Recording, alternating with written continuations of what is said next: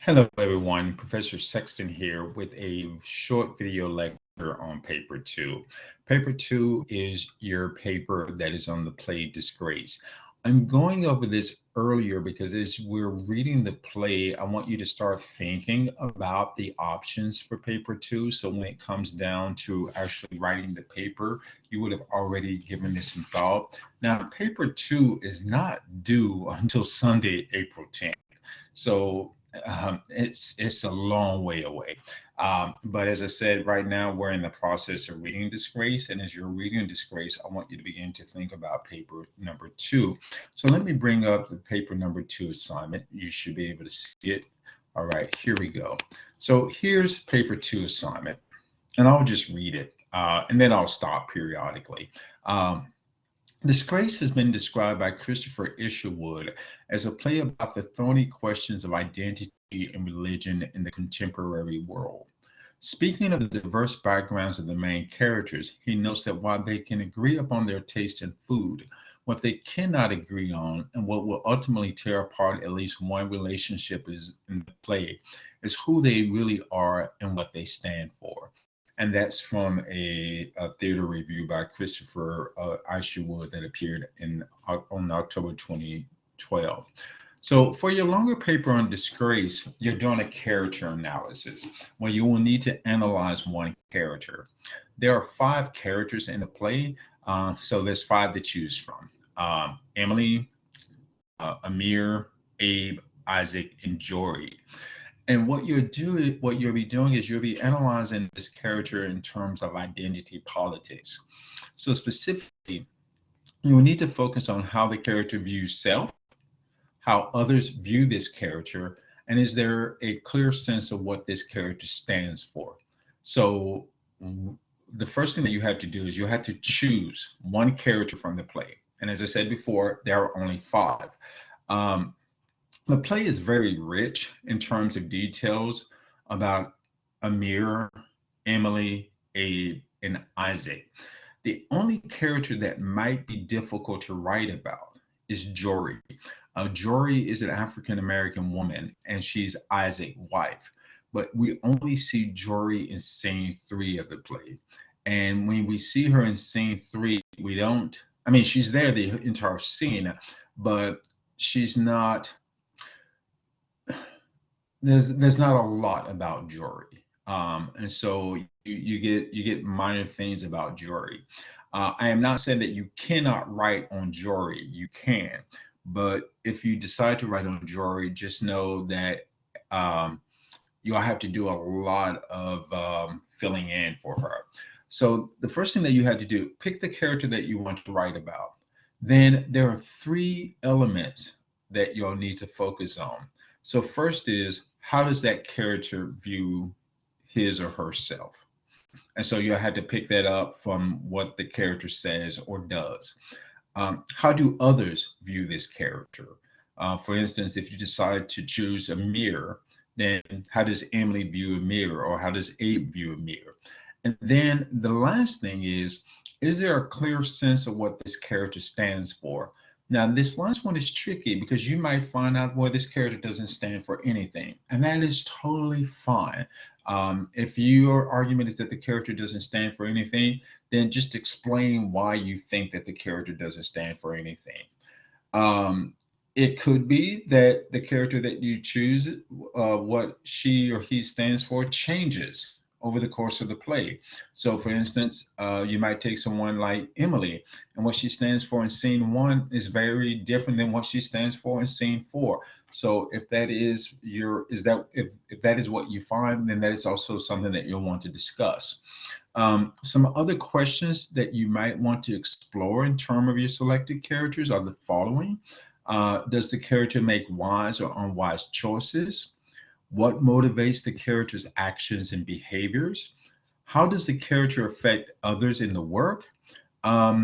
So remember, and also what you need to remember that all of the questions to these, all the answers to these questions must work to illustrate one of the 3 points mentioned in the previous paragraph.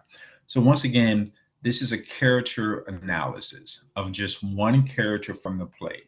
You are looking at how the character views self, how other characters view that character, and if there is a clear sense of what that character stands for. And if there is, you need to tell what that is and why you believe that. If there's not, you can say that there isn't. If it changes, then explain that it changes. Your supporting detail from this play must include direct quotations from the play that are either something that the character says or does, or what another character says about the character.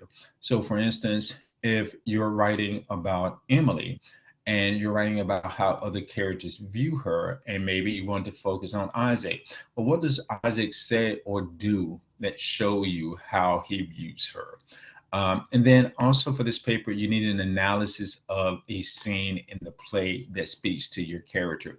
So for instance, if you're talking about is there a particular scene in the play that reveals something important about Abe? Um, it could be like, does it reveal how he sees himself or how others see him? And so those are the things that you're working on for this paper. Um, for this paper, you need a title, but your title needs to be more than just the title of the play. So your title for this play cannot be Disgrace. It cannot be Drama Paper. You need a title that deals with your character. So if you're talking about Emily, what is a title that reflects what you're saying about Emily?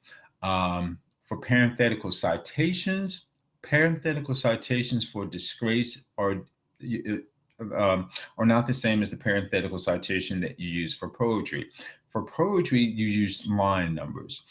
For Disgrace, you're using page numbers. So like, for instance, I give you one here, and let me put on my cursor. So here, Abe confronts Amir with the truth, open quotes. They just think you hate yourself, and they're right. You do, end quotes, open parentheses. This is the page number, 84, close parentheses, period. And so that's what you need to do for parenthetical citation. You may want to review that writing a literary analysis essay document for reminders about writing thesis statements and formulating introductions, body paragraphs, and conclusions. You may also want to review that documents about bonus points for MLA formatting. Like what needs to be on the top in terms of page numbers and all of that information as well. The suggested page length for this paper is 3 to 5 pages. That is only suggested. You can do, I mean, as I said before, I base on quantity. No, I'm sorry, I base on quality instead of quantity. So I'm looking for the quality of your work instead of the quantity of your work. And so if you can do everything that this paper calls for you to do in 2.5 pages, fine. But if you need 5 pages, fine. And just keep in mind, more pages do not necessarily mean a stronger paper. So you definitely want the content to drive it. As I said before, this paper is not due until Sunday, April 10th. So there is quite some time before this paper is due.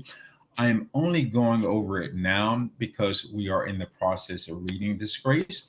And as we're reading Disgrace, I want you to begin to think about the paper assignment. So when it comes time for you to actually sit down to do the paper, you've already thought about the character that you're going to write, and you've already thought about, the details that you'll want to fill in. I do want to add one other thing. One of the extra credit assignment is another paper on Disgrace.